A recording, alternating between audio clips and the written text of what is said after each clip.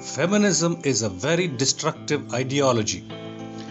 Either feminists cannot see the destruction that they are wreaking across the world, or they simply won't admit it. Let me illustrate with a true story. There is this engineer couple in India. The guy is a very successful executive in a multinational company, and the girl a hardcore feminist striving to show everyone that she can do it. They have a 15-year-old son, a very intelligent boy.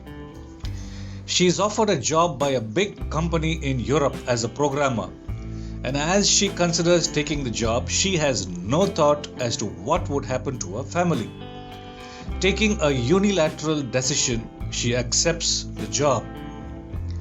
Fast forward 10 years. Husband and wife are doing extremely well in their careers, lots of money in the house, but their son, now a 25-year-old, after many failed stints in many institutions around the world, restarts his academic life as a student in a graduate program in a local university along with 17-18-year-olds. There are many more stories like this. Unfortunately, underperformance cannot be quantified. When your child's performance is average or less than average, no investigation is undertaken and no course correction is even attempted. What are you saying? That this is all your child can achieve?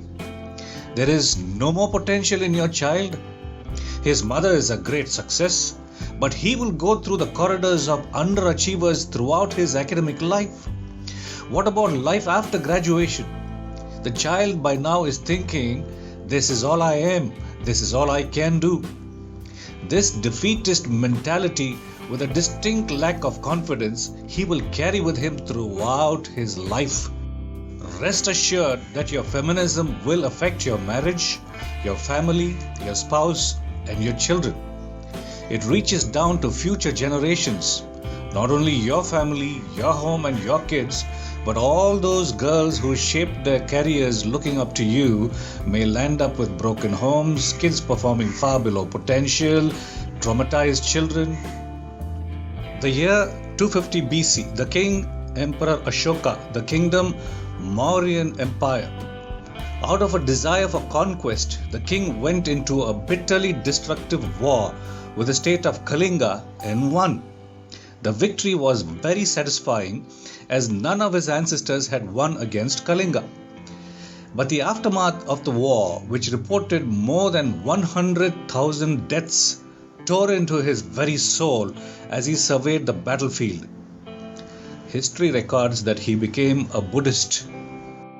Feminists are in a very similar position. They are furious with society, which deem them inferior or weak compared to men, and set out to prove everybody wrong. Now, fast forward 30-40 years, they are at the pinnacle of success. They have made it. They have achieved phenomenal success. They have shown the world. But what beats me is that they don't see the damage strewn all around them. Why can't they see that it was their adamant call to succeed that left a drug addict son or a teenage pregnancy or an underachieving child in its wake?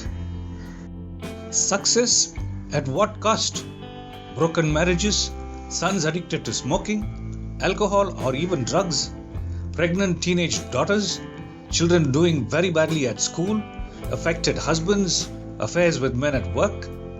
And don't forget the men who cannot devote 100% to their jobs, as they will be keeping an eye in the home in the absence of a full-time mother. This may cost their performance and subsequently their promotion or salary increments or even higher responsibility. Is it that they don't see the damage their actions have caused? Or is it that they know it but just won't admit it? Collateral damage, some may claim, inevitable but necessary.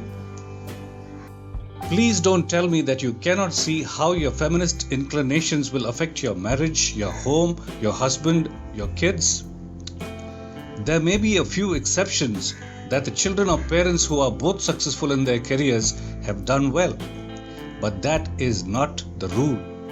If you still insist that you cannot see the possible damage of your decision, Either you are blind or you have buried your head in the sands of foolishness.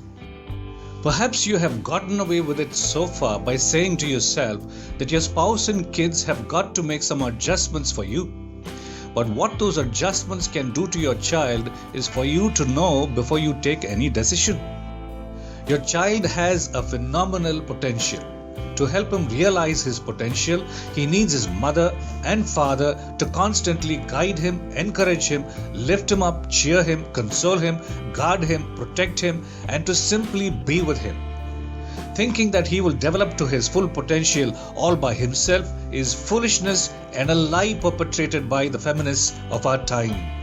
Not only will you endanger your child's future, but you will also make him believe that he is just an average kid and that he can do no better when actually his potential is phenomenal.